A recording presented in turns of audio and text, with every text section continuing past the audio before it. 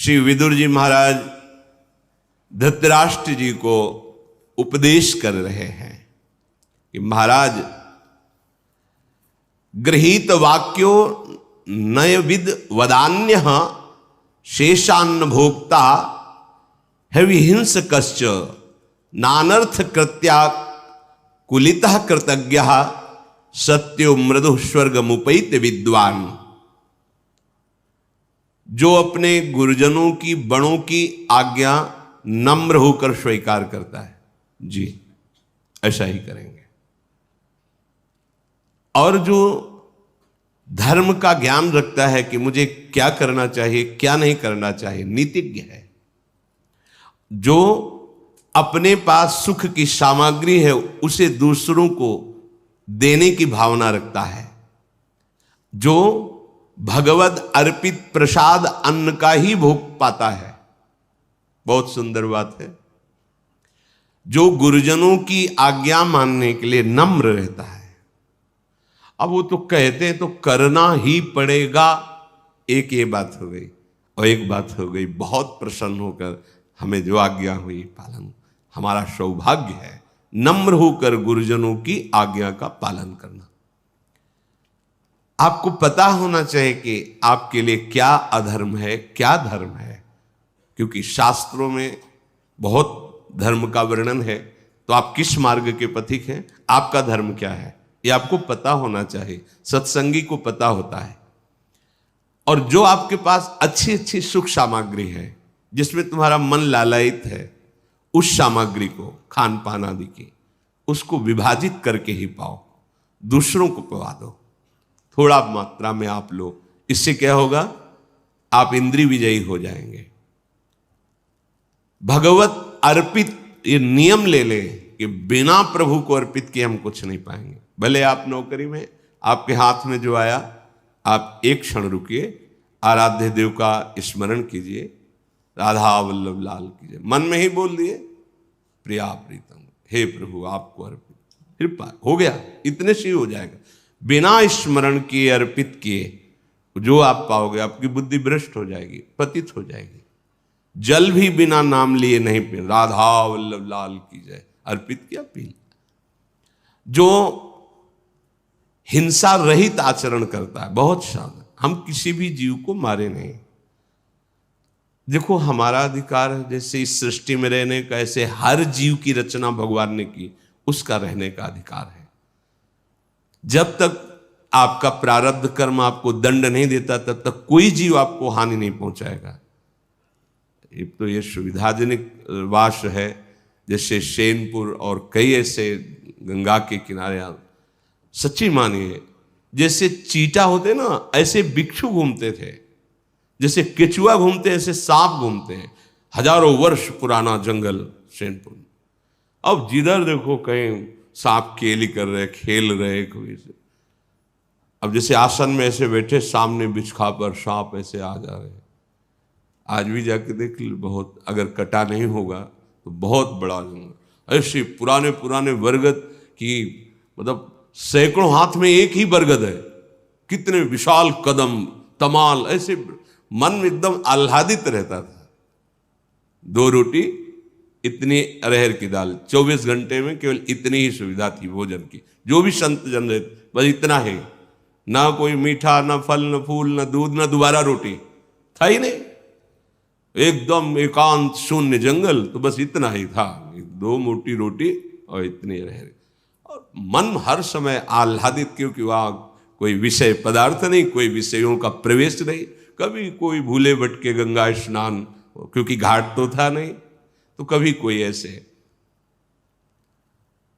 पर अगर आपके प्रारब्ध, उस समय ये विचार कर, जैसे मन कहता कहीं तो होता कि अगर है तो तुम तिजोरी में बंद हो जाओ, काट लेगा, नहीं है तो ऊपर से निकल जाएगा, काटेगा नहीं। पक्का विश्वास रखो ना, तो शांत।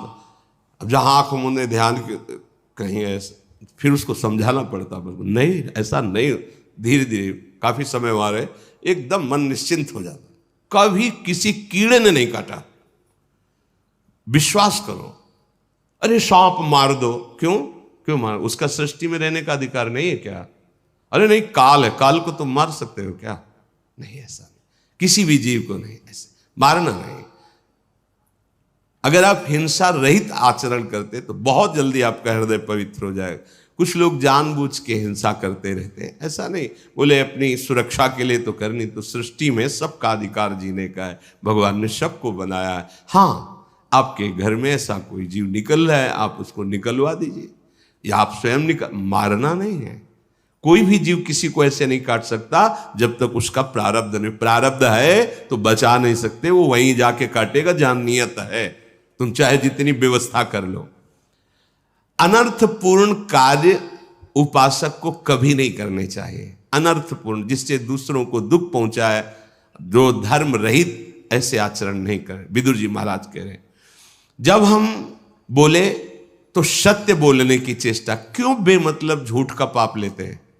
मतलब बुद्धि काम नहीं कर रही, बेमतलब झूठ बोल। अगर किसी के प्राण बच रहे हैं, कोई बहुत बड़े लाभ की वृत्ति किसी को मिल रही है, चलो भाई, नहीं तो सत्य बोलो। क्यों आप झूठ बोल? बिल्कुल खेल खेल में ढेर सारा झूठ बोल देते हैं, क्यों बोलते हो? ये वाणी की मलिनता आपके हृदय को मलिन करती रहेगी। सत्य वचन बोलने चाहिए और स्वभाव कोमल बनाना चाहिए। ऐसा उपासक बहुत शीघ्र भगवत सिद्धि को प्राप्त कर लेता है। कुल की रक्षा का विचार करो महाराज, धृतराष्ट्र से कह रहे हैं। सिद्धांत है, अगर शरीर का कोई एक अंग पूरे शरीर की हानि पहुंचा रहा हो तो उसे कटवा देना चाहिए। अगर कुल का एक पुरुष पूरे कुल का नाश कर रहा हो तो उसका त्याग कर देना चाहिए। अगर एक परिवार पूरे ग्राम का नाश कर रहा हो तो उस परिवार का त्याग कर देना चाहिए। यदि एक ग्राम पूरे देश का नाश कर रहा हो तो उस ग्राम का, गांव का त्याग कर देना चाहिए। और आत्म प्राप्ति के, आत्म अनुभव के लिए पूरे विश्व का त्याग कर देना चाहिए। विदुर जी महाराज कह रहे, आप कौओं के समान अपने पुत्र को प्यार कर रहे हैं और मोर के समान पांडवों की हानि चाहते हैं। सिंह को छोड़कर सियार का आश्रय ले रहे। महाराज, भला आपका मंगल होगा? आप विचार कीजिए। पुत्र उत्पन्न किया जाता है ऋण भार से मुक्त होने के लिए। यदि वो पुत्र कुमार्गगामी हो तो पितरों सहित माता पिता सबको नरक पहुंचा देता है। इसलिए महाराज, आप सावधान हो, आपके पुत्र कुमार्गगामी हैं। यदि पुत्र शयाना हो जाए, कर्तव्य का निर्णय करने योग्य हो जाए, अगर पुत्री है और उसका किसी वर के साथ पाणिग्रहण कर दिया जाए, तो फिर गृहस्थ को चाहिए कि वो मुनि वृत्ति धारण करके अपने जीवन का चरम परम लक्ष्य प्राप्त करे, अर्थात भगवत प्राप्ति में। मानो धृतराष्ट्र जी से कह रहे कि तुम्हारा कर्तव्य पूर्ण हो चुका है, अब एक ही कर्तव्य है, आप धर्मयुक्त चलकर भजन कीजिए। फिर सुन लीजिए, पुत्र उत्पन्न करना, ऋण भार से मुक्त होना है। पितरों का और इस सृष्टि का हमारे ऊपर ऋण है। यदि हमारे पुत्र कुमार्गगामी हैं तो पितरों सहित माता पिता को नरक पहुंचा देते हैं। यदि पुत्र शयाना हो जाए, कर्तव्य का निर्णय करने लायक हो जाए, तो अपनी गृहस्थी का भार उसको सौंप दे, पुत्रियों का पाणिग्रहण संस्कार कर दे और स्वयं मौन व्रत धारण करके, ज्यादा उपदेशक नहीं, अपने आचरण सुधारे और भजन करके भगवत प्राप्ति करे। मुनिवृत्ति से रहे। मुनिवृत्ति मननशील महात्मा, हर समय भगवान के नाम रूप का चिंतन, आत्मस्वरूप का चिंतन, जो संपूर्ण प्राणियों के लिए हितकर हो, अपने लिए परम लाभदायक हो और ईश्वर अर्पण बुद्धि से किया जाए, वही कर्म सिद्धि प्रदान करता है। फिर सुन लीजिए, हितम यत् सर्वभूताना मात्मनश्च सुखावहम तत्कुर्यादीश्वरे हृतन मूलम सर्वार्थ सिद्धये। जो संपूर्ण प्राणियों के लिए हितकर हो, अपने लिए सुखद परम लाभ प्रदान करने वाला हो और भगवद अर्पण बुद्धि से किया गया हो, वो कर्म सिद्धि प्रदान करता है, अर्थात वो कर्म योग हो जाता है और उसे भगवत तत्व का बोध प्राप्त होने की क्षमता आ जाती है। जो अर्थ चाहता हो, धन, अर्थ सिद्धिम परामिच्छन धर्म मेवादिश्चरेत न ही धर्मा दपैत्यर्थ स्वर्ग लोकादि वामृतम। जो अर्थ की सिद्धि चाहता हो, धन चाहता हो, उसे पहले समझ लेना चाहिए कि धर्म का आचरण करने पर ही धन टिकता है। जैसे स्वर्ग में अमृत पान करने को मिलता है, ऐसे धर्मात्मा पुरुष को अर्थ की सुविधाएं अपने आप प्राप्त होने लगती हैं। कोई सोचता है कि धर्म से चलने वाले को कष्ट बहुत मिलता है, ऐसा नहीं है। क्या अधर्म से चलते हैं तो उनको सुख मिलता है क्या? देखो आप, कभी कभी अधर्म चलने वाला सुखी दिखाई देता है लेकिन वो पुण्य का संयोग चल रहा है। कभी कभी धर्म में चलने वाला दुखी दिखाई देता है लेकिन वो पाप का संयोग चल रहा है। इस समय पुण्य और पाप दोनों कर्मों का प्रभाव जीवन में दिखाई देता है। इसलिए जो अर्थ की सिद्धि चाहता हो उसे धर्म पर दृष्टि रखनी चाहिए। अगर धर्म नहीं तो अर्थ टिकेगा नहीं, वो नष्ट हो जाएगा। जिसकी बुद्धि पाप से हटकर कल्याण मार्ग में लग जाती है, वो संसार को भी जान जाता है और भगवान को भी जान जाता है। पाप कर्म करने वाला ना प्रभु को जानता है, ना अपने आप को जानता है, ना संसार को जानता है। भटकना। जो धर्म से चलता है, पाप से बुद्धि हटा लेता है, वो प्रभु को भी जान जाता है, अपने को भी जान जाता है और संसार के रहस्य को भी जान जाता है। मनो विदुर जी कह रहे, महाराज पाप कर्म से आप अपनी बुद्धि को हटाइए। राजन, ऊर्ध्वम प्राणा हृत्क्रामंती यूनः स्थविर आयति प्रत्युत्थानाभिवादाभ्यम पुनस्तान प्रतिपद्यते। जब कोई महापुरुष पधारे अपने से बड़ा तो प्राणों का उत्क्रमण होने, ऊपर उठने लगते हैं। यदि आप खड़े नहीं हुए तो आपकी प्राण शक्ति कमजोर हो जाएगी। अगर कोई आपसे ज्ञान वृद्ध वयोवृद्ध आ रहा है तो आप खड़े हो जाइए। इससे आपकी प्राण शक्ति बलवान होगी, आयु बढ़ेगी, बुद्धि पवित्र होगी। यदि आप उठे नहीं तो आपके प्राण कमजोर हो जाएंगे, प्राण शक्ति कमजोर हो जाएगी। देखो ना कैसी कैसी भावनाएं, कितनी बुद्धि कमजोर, कितने शरीर कमजोर हो रहे, आत्मबल क्षीण हो रहा है। क्यों? धर्म का आचरण नहीं है। रोज माता पिता के उठ के चरणों में माथा रखना, भगवत स्मरण करना, धर्म पूर्वक आचरण। अभी देखो तेज आ जाएगा, बुद्धि आपकी प्रवीण हो जाएगी, आपके प्राण बलिष्ठ हो जाएंगे। ऊर्ध्व प्राणम हृत्क्रामंती। जब कोई महापुरुष पधारता है, आप खड़े नहीं होते, आप प्रणाम मुद्रा में नहीं होते, तो आपकी आयु, प्राण, आत्मबल ये सब कमजोर हो जाएगा। इसमें लाभ है, एक तो मर्यादा भी है और लाभ भी है। इसलिए महाराज, अगर आप में खड़े होने की सामर्थ्य है, कोई महापुरुष पधारे तो उठ करके हाथ जोड़कर नमन मुद्रा में खड़े हो जाना चाहिए।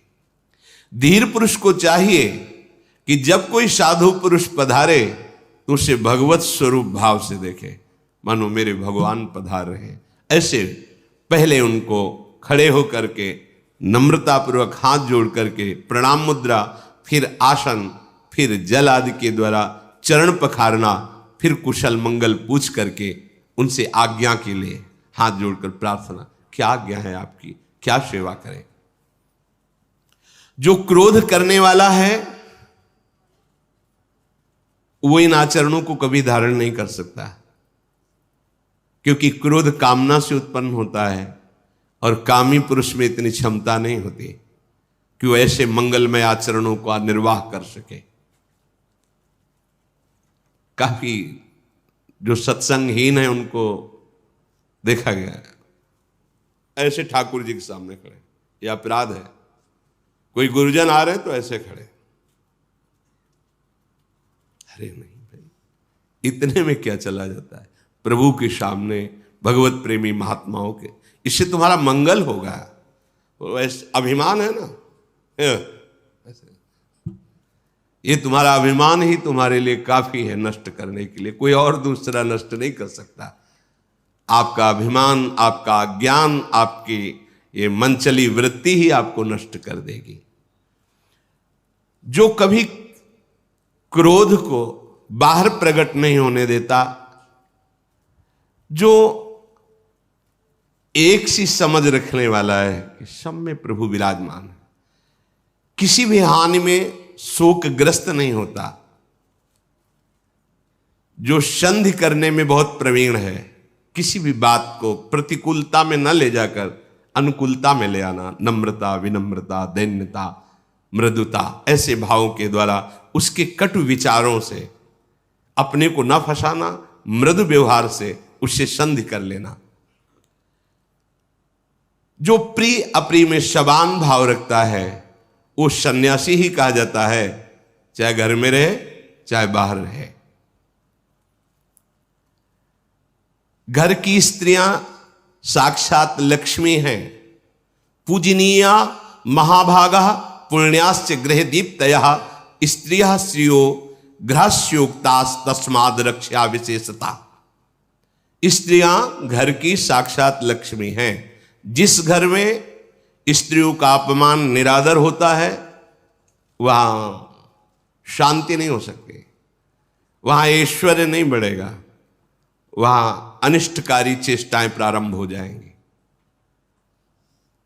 माताओं बहनों को भी चाहिए कि जिस घर में आप गई हैं, आपका आचरण, आपका स्वभाव उस घर में सुख हेतु बने, जो आपको, आपके व्यवहार को, आपकी वाणी को सुने तो लगना चाहिए धन्य है हमारे भाग्य जो ऐसी बहू घर में आई, ऐसी बेटी घर में आई। और पुरुष को चाहिए पूजनीया महाभागा पुण्यास्य गृह दीप्तया, ये महाभाग्य से प्राप्त हुई है, बड़ी पुण्यवान है, ये हमारे घर को प्रकाशित करने वाली है, क्योंकि इनके गर्भ से पुत्र होगा और कुल परंपरागत, चाहे पुत्र हो या पुत्री बराबर, हमारी कुल परंपरा और हमारे गृह देवी हैं, ये घर की लक्ष्मी हैं। ऐसे पूजनी पवित्र भाव रखें, ये निकृष्ट भाव नहीं। तुम पुरुष हो कि हमारी, ऐसा नहीं। गाड़ी का पहिया कोई छोटा बड़ा अगर होगा तो गाड़ी नहीं चल पाएगी, समान तो फिर मार्ग तय हो जाएगा। जैसे वो आपको अपने प्रभु स्वरूप देखती तो आप भी उसको पूजनीय भाव से देखिए, आदर बुद्धि से देखिए।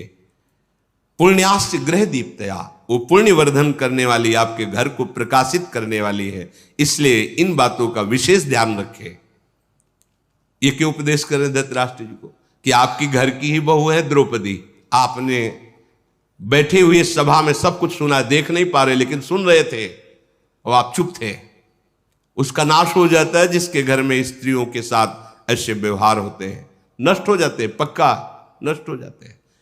और जो स्त्रियां ऐसे क्रूर कर्म करती हैं वो भी दुर्गति को प्राप्त होते हैं। ऐसा नहीं कि एक ही पक्ष, दोनों पहिए समान होने चाहिए तब वो गाड़ी यात्रा सही करती है। ऐसे ही ये गृहस्थ धर्म की यात्रा है, पति और पत्नी दोनों एक दूसरे को प्राण भाव समर्पित करके, एक दूसरे से मन मिला करके भगवत आराधना करते हुए गृहस्थ धर्म में चले तो भगवत प्राप्ति दोनों को हो जाएगी।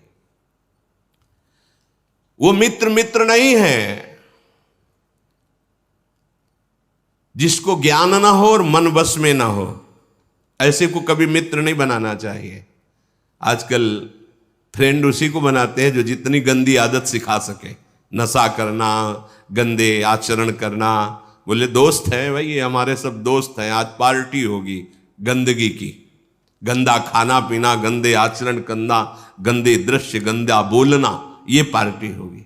नहीं भाई, शास्त्र कहता है नाश्वहतम परमम मंत्रम भारतार्हति वेदितुम अपंडितो वापि सुहृत पंडितो वाप्या नात्मवान। जो हमें अच्छा ज्ञान नहीं देता वो हमारा कभी मित्र नहीं हो सकता। मित्र की परिभाषा कुमार्ग से निवारण करके सुमार्ग में, सन्मार्ग में चलावे, वही मित्र है। कुपथ निवार्य सुपंथ चलावा, गंदे मार्गों से हटाकर अच्छे मार्गों में ले। तुम हमारे दोस्त हो, एक बार तो चलो वृंदावन, सत्संग सुनो, एक बार बिहारी जी के दर्शन करो। देखो आप इस विषय को जरा ध्यान से सुनो, कैसे आचरण होने। ये मित्रता है। मित्रता ये नहीं है कि गंदे आचरण की जगह ले जाओ, गंदे आचरण सुनाओ, गंदे आचरणों का उत्साह बढ़ाओ। वो तो शत्रु है, वो मित्र नहीं है। आप उसे मित्र मत मानिए। वो फ्रेंड नहीं है जो आजकल माना जाता है कि ये फ्रेंड वो फ्रेंड।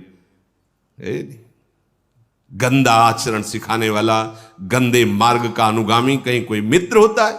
कुपथ निवार सुपंथ चलावा। कुपथ जो धर्म विरुद्ध आचरण, गंदे आचरण उनसे हटाकर सत मार्ग में चलाए, वही मित्र है। अगर आपका मित्र ज्ञान रहित है, उसका मन उसके वश में नहीं है, तो उसकी मित्रता छोड़ने में ही आपका मंगल है। तत्काल छोड़ देना चाहिए, वो मित्र नहीं। ऐसे दोस्तों किस बात की दोस्ती? हाँ हमारे दोस्त हो, तुम्हें आज से ब्रह्मचर्य, जब तक ब्याह ना हो तब तक ब्रह्मचर्य रहो, कोई नशा न करो, तुम्हें हमारी कसम। तो समझ में आए कि हाँ, भ्रष्ट करने के लिए कसम है। ऐसे दोस्तों का त्याग कर देना चाहिए। विदुर जी महाराज कह रहे हैं बिना परीक्षा किए किसी से दोस्ती नहीं करनी चाहिए। ना परीक्षा महिपाला कुर्यात सचिवात्मान। अपना मित्र, अपनी मंत्रणा सलाह देने वाला बिना परीक्षा के नहीं। गंदे आचरण, गंदा नशा, गंदा व्यवहार नहीं, ऐसे मित्र नहीं होते। बिल्कुल नहीं बनाना चाहिए, नहीं फंस जाओगे, हानि हो जाएगी। वो भारी शत्रु है। तुम्हें लगता है कि आजकल हम मित्रता में सुखी, पहचान करो मित्र की, परीक्षा लो। यदि वो आचरण विहीन है, नशा करता है, गंदी बातें करता है, वो दुश्मन है, मित्र नहीं, वो शत्रु है। मित्र वही है जो हमको अच्छे मार्ग में चलावे, हमारी रक्षा करे, भावों की, हमारे सद्गुणों की। विदुर जी महाराज कहते हैं मूर्ख मनुष्य विद्याशील अवस्था, बुद्धि, धन और कुल में जो बड़े हुए जन हैं उनका अनादर करता है और अनादर करना सिखाता है। मूर्ख मनुष्य की पहचान जो विद्वान है, जो शीलवान है, जो अवस्था में बढ़े हुए हैं, चाहे ज्ञान अवस्था या शरीर अवस्था में भी, जो बुद्धि के बड़े प्रवीण हैं, जो कुल में पूजनीय गुरुजन हैं, उनका अनादर करना जो सिखाता है वो मूर्ख मनुष्य। ऐसे मूर्ख को कभी मित्र नहीं बनाना चाहिए। जो वयोवृद्ध, अवस्था वृद्ध, ज्ञान वृद्ध हैं, बुद्धिमान जन हैं, जो पूजनीय जन हैं, जो विद्याशील गुणों से संपन्न है, इनका अनादर करना जो सिखाए वो कभी मित्र नहीं हो सकता है। मित्र तो वही है। देखो तुम कोई भी बात करो अपने माता पिता को बता के, उनकी आज्ञा के बिना हमारे साथ भी मत आओ। पता होना चाहिए उनको कि आप हमसे मित्रता कर, आप अपने माता पिता की आज्ञा पे रहिए, आप गुरुजनों की आज्ञा पे रहिए, आप शास्त्र को समझिए, तो समझ में आवे कि मित्र है। आज जो मित्र बनता पहले यही करता है, क्योंकि वो मूर्ख है। वो विद्या को, विनय को, ज्ञान वृद्ध, वयोवृद्ध, पूजनीय, अवस्था से वृद्ध, सम्माननीय गुरुजनों का अपमान, अवहेलना करना सिखाता है। तो महाराज आप अपने पुत्रों को सिखाइए कि महान पुरुषों का आदर कैसे किया जाता है। अगर कोई भी उपदेश करे तो तिरस्कार कर देता है, वो मूर्ख है। न वो विदुर जी की मानते हैं, न भीष्म जी की मानते हैं। तो आपको यह जानना होगा कि गांडीव धनुषधारी अर्जुन महान तेजस्वी हैं। जिस समय वो रुष्ट होकर के गांडीव की प्रत्यंचा चढ़ाएंगे तो दुर्योधन और दुशासन ये सब नष्ट हो जाएंगे महाराज। इसलिए आप शीघ्र ईश्वर मद से मूढ़ दुर्योधन का साम्राज्य से बहिष्कार कर दीजिए, तभी आप सुखी हो सकते हैं।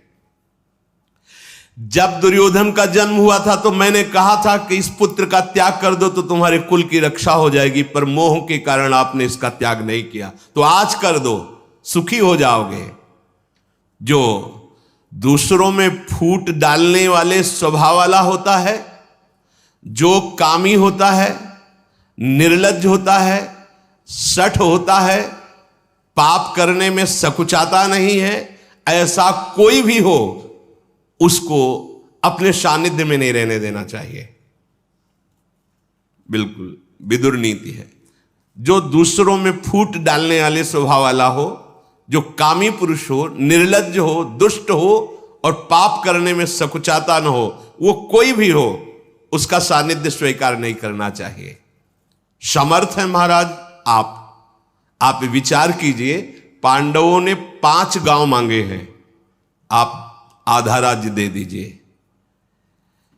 अगर आप ऐसा नहीं करते तो संसार में अपयश होगा और आपके पुत्रों का नाश होगा।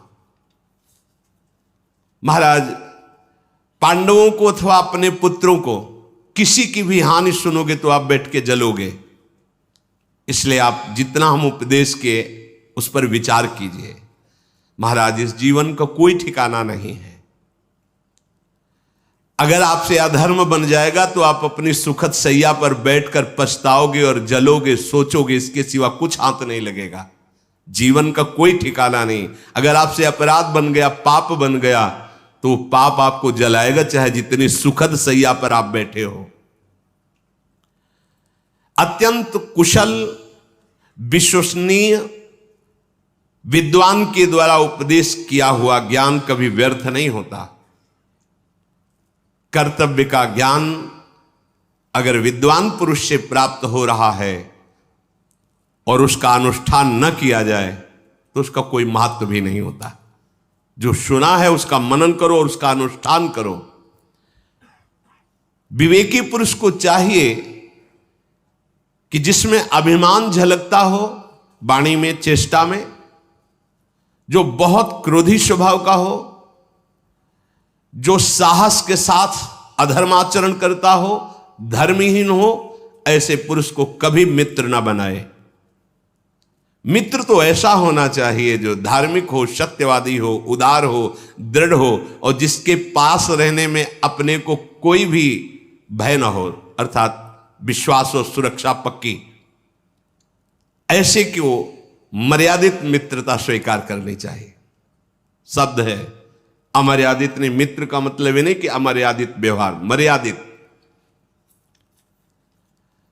मनुष्य मन, वाणी और कर्म से जिसका निरंतर सेवन करता है, वही मन वाणी का सेवन उसको अपनी ओर खींच लेता है।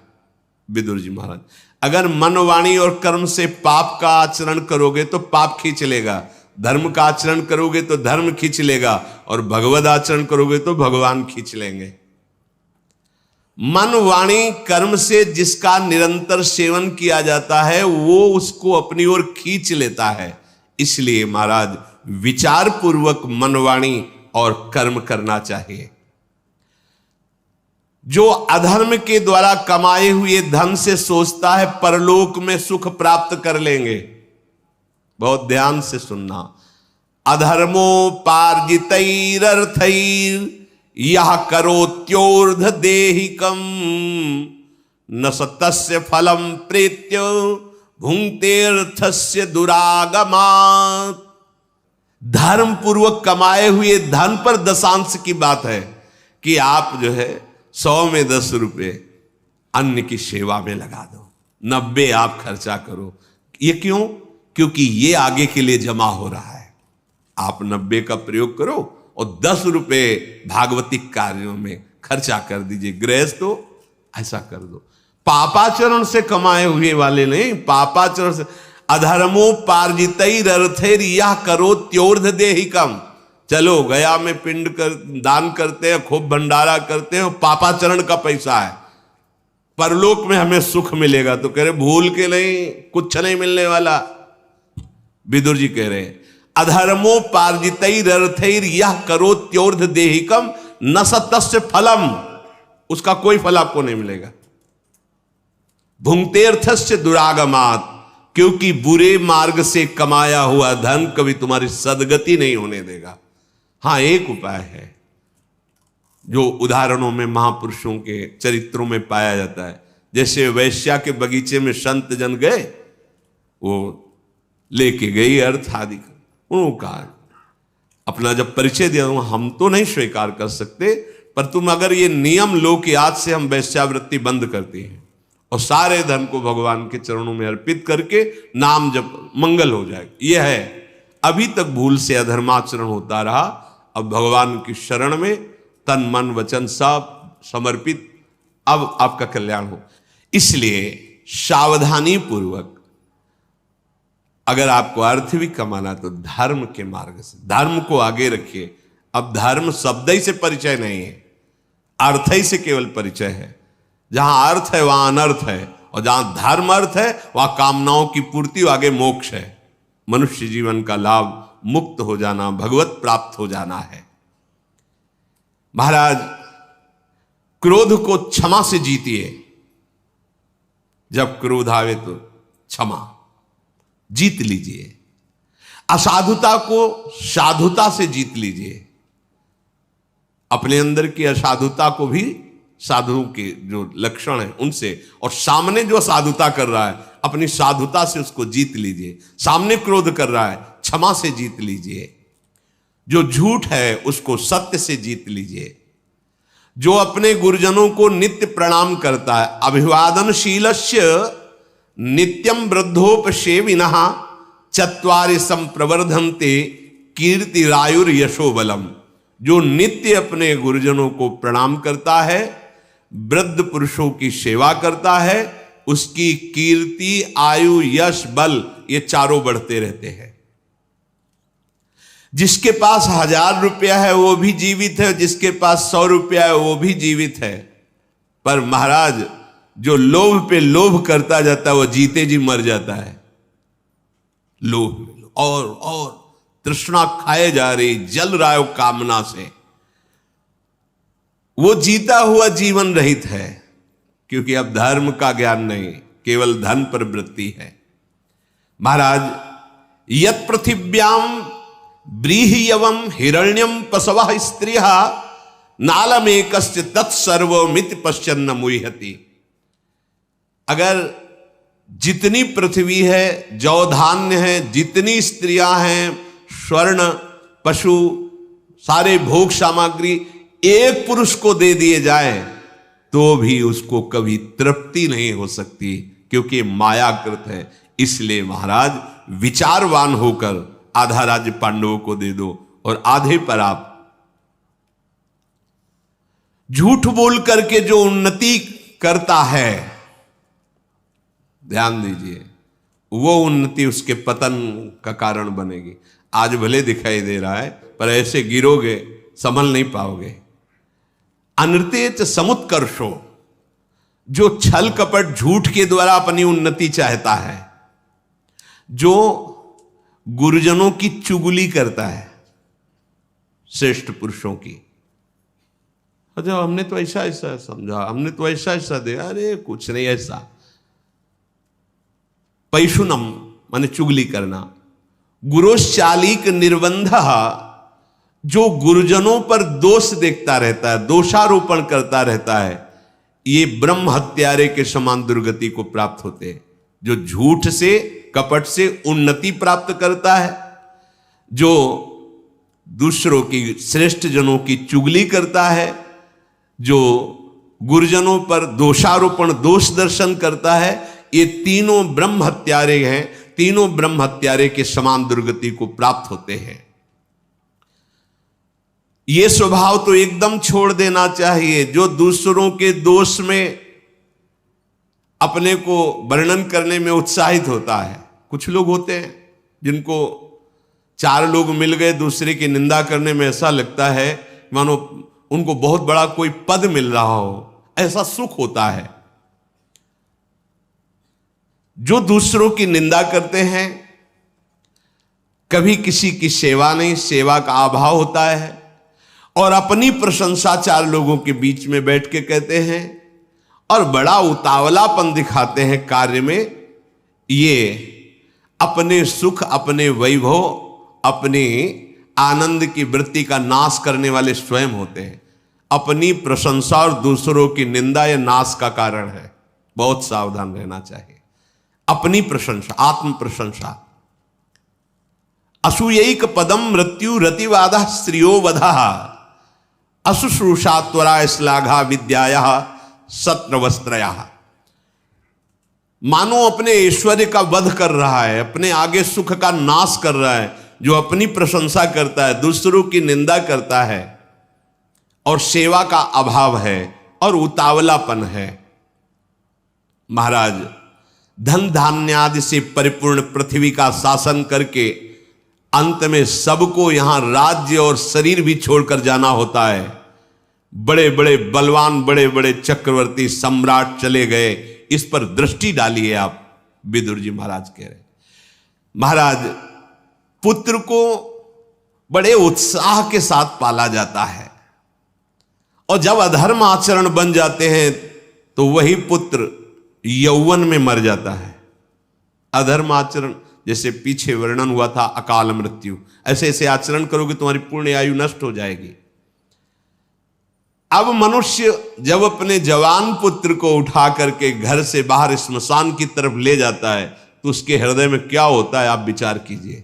धृतराष्ट्र से कह रहे, पहले उसके लिए जो बड़ी बड़ी बातें सोची थी, आज वो उसका शव लेकर के करुणा से विलाप करता हुआ जाता है और काष्ठ की चिता में काष्ठ की भांति उसको रख के जला देता है। फिर अब उस मरे हुए का क्या धन, क्या राज्य, क्या वैभव। अगर शरीर ना जलाया जाए तो पशु पक्षी नोच नोच के खा जाते, गाड़ दिया जाए तो कीड़े पड़कर नष्ट हो जाता है। वो केवल अपने किए हुए पाप और पुण्य को साथ ले जाता है। इसलिए महाराज अग्नि में जिसके शरीर को भस्म कर दिया गया, सब कुछ यहां छूट गया। जिसके लिए वो पाप कर रहा था, अधर्म कर रहा था, तो आप विचार कीजिए उसने अपना भला किया कि बुरा किया। लोक परलोक, ऊपर नीचे, कोई ऐसा लोक नहीं जहां ज्ञान न फैला हो। महाराज आप इस अज्ञान को नष्ट कीजिए, अपने मोह को हटाइए और धर्म का निर्णय कीजिए। महाराज जो केवल अपनी रसेंद्री और जनेंद्री के ही सुख में फंसा रहता है, हाथ पैर की, नेत्रों की, कानों की कोई सुरक्षा नहीं। क्या कान में जो आया सुन लिया, नेत्र में आया जो देख लिया, वाणी में आया जो बोल दिया, यही नारकी पुरुष का लक्षण है। ये नरक जाएगा, इसका लक्षण है। ये स्वयं धर्मराज बोल रहे हैं विदुर जी। बहुत ध्यान से ये सत्संग अपने जीवन को परम मार्ग में, सत्य मार्ग में चलाने वाला है। अगर हम एक एक बात समझे तो एक उपासक आए थे, वो कह रहे थे मुझे बहुत भय लग रहा है, जब आपके सत्संग सुनते तो रूह कांप जाती कि हमसे तो बहुत गलतियां हुई। अच्छा हो रहा है, आप भयभीत होकर अगर हमारे प्रभु की शरण में आ जाओगे तो आप निर्भय हो जाओगे, परम पद के अधिकारी हो जाओगे। महाराज उपासक को चाहिए प्रतिदिन 2 टाइम तो स्नान करे ही, प्रातः और सायं। आपको शौच लगे या न लगे, संध्या क्रिया होनी चाहिए आपकी, सायं क्रिया। मध्याह्न में अगर आप थोड़ा भी विश्राम किए, फिर इसके बाद आपके जो नित्य दिनचर्या हो, उसका शौच से कोई लेना देना नहीं कि शौच नहीं आई नहीं। आपकी दिनचर्या होनी चाहिए, आप साधु हैं, आपकी एक दिनचर्या होनी चाहिए। साधक को प्रतिदिन जल से 2 बार स्नान करना चाहिए। जैसे बिना यज्ञोपवीत का ब्राह्मण जल या अन्न पाने का अधिकारी नहीं उस समय, जब तक यज्ञोपवीत अगर टूट गया तो दूसरा डालो। ऐसे ही उपासक को, वैष्णव उपासक को तिलक कंठे, स्नान के तुरंत बाद 12 तिलक की रचना होनी चाहिए। ऐसा नहीं कि अब ऐसे जैसे अपने सुबह चलते हैं तो प्रगट में तिलक गीली रच का नहीं होता, पर सूखी रच से पूरे शरीर को अभिषिक्त करके और तिलक की रचना सूखी रच से करते हैं। फिर यहां आकर के गीली रच से तो रचना करते, एक क्षण भी नहीं बिना तिलक के नहीं। अगर मुख धोया तो सूखी रच ली बहुत जल्दी में, तो ऐसे तिलक की रचना कर ली। अब वो दिखाने के लिए नहीं दिखाई देता, पर वो संस्कार किए हैं, तिलक लगाए हैं। अब जब बाहर अपनी समय दिनचर्या, तो फिर तिलक रचना। कंठी टूट गई है तो एक स्ट्रा में रखो, गले में धारण कर लिया। उपासक दोनों टाइम स्नान, 12 तिलक, कंठी, इससे कभी रहित। एक वो स्थिति है, क्या होता है अपने लोग जब थोड़ा मनमुखी बुद्धि रखते हैं ना, तो वो श्लोक प्रमाण लिखंति भुजमूल तो न खलु शंख चक्रादिकम विचित्र हरि मंदिरम रचयंति भालस्थले लसत्तुलसी मालिकाम दधति कंठ पीठे नवा गुरुर्भजन विक्रमात् को ईते महाबुद्धिया। इसका अर्थ होता है कि वो कोई चिन्ह नहीं धारण करते, कंठी भी धारण नहीं करते, तिलक भी नहीं लगाते। क्यों? बोले गुरु प्रदत्त भजन की ऐसी ऊंची स्थिति हो गई कि देह भान रहित हो गए। स्थिति है वो, वहां स्थिति। गुरुर भजन विक्रमात्क, देखो गुरु भजन का बल कि देह भाव ही छूट गया, मैं कौन हूं, कहां हूं, कैसी, सुधि नहीं है, पांचों भूले देह सुधि। अब अपने लोग कहां हैं? जब आचार्य लगाते हैं, इष्ट लगाते हैं, गुरुदेव लगाते हैं, तो हम इतने सिद्ध हो गए कि तिलक नहीं, कंठी नहीं। तो ये कह रहे दोनों टाइम स्नान, प्रतिदिन 12 तिलक रचना। अगर आपको बहुत जल्दी है तो आप सूखी रज लेकर तुरंत तिलक लगा लीजिए। नित्य आचार्य ग्रंथ का स्वाध्याय, नित्य नियम पूर्वक, और किसी भी पतित के अन्न को न पाना, भोजन बहुत संभाल के होश में। अगर भोजन बेहोशी वृत्ति से लोगे तो बेहोश ही बने रहोगे, अर्थात अज्ञान ही बढ़ता चला जाएगा। जैसा आहार जाता है वैसा मन बनता है। जो सत्य का सेवन करता है गुरु की आज्ञा में रहता है। नित्योदकी नित्य यज्ञोपवीति नित्य स्वाध्यायी पतितान वर्जी सत्यम ब्रुवन गुरुवे कर्म कुर्वन न ब्राह्मणश्च्यवते ब्रह्मलोकात्। जो सदैव 2 बार स्नान करता है, जैसे ब्राह्मण यज्ञोपवीत धारण करता है, ऐसे वैष्णव होकर कंठी तिलक धारण करता है, शास्त्र का स्वाध्याय, आचार्य ग्रंथ का स्वाध्याय करता है, पतितों के अन्न का त्याग कर देता है, सत्य पे चलता है, सत्य बोलता है और गुरु की सेवा अर्थात गुरु की आज्ञा में रहता है, वो कभी ब्रह्म से विलग नहीं होता, अर्थात ब्रह्म स्वरूप में स्थित हो जाता है, वो ब्रह्म स्थिति को प्राप्त हो जाता है। धृतराष्ट्र जी बोले, विदुर जी आपकी वाणी सुनते सुनते मेरी श्रवणेंद्री को तृप्ति नहीं हो रही, बहुत गूढ़ बातें तुम कह रहे हो। विदुर जी ने कहा और भी गूढ़ बातें हैं, पर मैं उन्हें तुम्हें बता नहीं सकता, क्योंकि मेरे बोलने का अधिकार नहीं है। मैं एक शूद्रादासी से प्रकट हुआ हूं, यद्यपि उसको मैं जानता हूं, पर उपदेश करने का अधिकार ब्रह्म ऋषि को ही है। इसलिए इससे और गूढ़ बात जो आप पूछ रहे हो, तत्व को मैं जानता हूं, अर्थात सुन के हृदय में सब कोई धारण कर सकता है, पर उपदेश देने का अधिकार विदुर जी कह रहे हैं कि यह अधिकार केवल ब्रह्म ऋषि को है, आत्मज्ञान का उपदेश करने का अधिकार। विदुर जी बोले, राजन शूद्र योना वहम जातो नातोन्यद वक्त मुत्स है कुमारस्य तू या बुद्धिर वेदताम शाश्वती महम। जो साक्षात ब्रह्मा जी से प्रकट हुए हैं कुमार, उन सनत सुजात को मैं स्मरण के द्वारा आह्वान करके बुलाऊंगा और आप उनसे प्रश्न कीजिए, इस अध्यात्म विद्या का उपदेश करेंगे। यद्यपि मुझे ज्ञान है, पर मैं शूद्रादासी के गर्भ से प्रकट हुआ हूं, तो उपदेश देने का अधिकार नहीं, उपदेश ब्रह्म ऋषि को देने का अधिकार है। सनत सुजात जी ब्रह्म ऋषि हैं, वो आपको ब्राह्मी ही योनि मापन्नम सुगृहमपि यो वदेत न तेन गर्हो देवानाम तस्मादेत तद ब्रवीमिते। जब कोई इस ब्रह्म ऋषि पदवी पे नहीं होता और उपदेश करता है, तो जो दैवी शक्तियां हैं उस पर आक्रमण कर देते हैं, अर्थात उसकी बुद्धि भ्रष्ट हो जाती है, वो भ्रष्ट आचरण वाला हो जाता है। ये साक्षात धर्मराज विदुर जी बोल रहे हैं।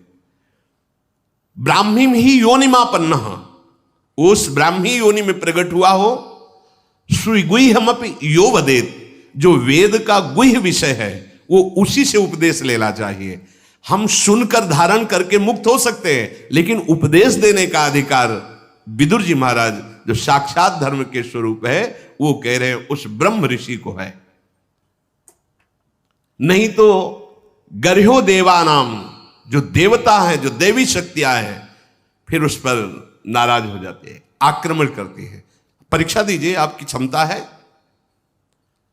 इसलिए धृतराष्ट्र जी ने विनय किया, तो विदुर जी तुम उत्तम व्रत वाले ऋषि को तत्काल बुलाइए, मेरे हृदय में बहुत आकांक्षा हो रही कि मैं उनका दर्शन भी करूं, आदर भी करूं और उनके मुख से वो जो वेदों का गुह्य विषय है मैं उसे सुन सकूं। आज तो मैं बड़ा भाग्यवान का अनुभव कर रहा हूं कि मैं हूं, क्योंकि आपके द्वारा समाधान और आपके द्वारा अध्यात्म का समाधान कराने के लिए स्वयं ब्रह्म ऋषि कुमार आ रहे हैं। तदनंतर विदुर जी ने एकाग्र होकर जीव ही कुमार का चिंतन किया तो सनत सुजात जी महाराज पधारे, जो सदैव ब्रह्मचर्य में स्थित रहते हैं, भागवतिक सिद्धांत से पूर्ण है, ब्रह्मबोध संपन्न है। सनत सुजात से पूछा क्या मृत्यु होती है? सनत सुजात जी उत्तर देते हैं, वो शेष चर्चा आगे। श्री राधा वल्लभ लाल की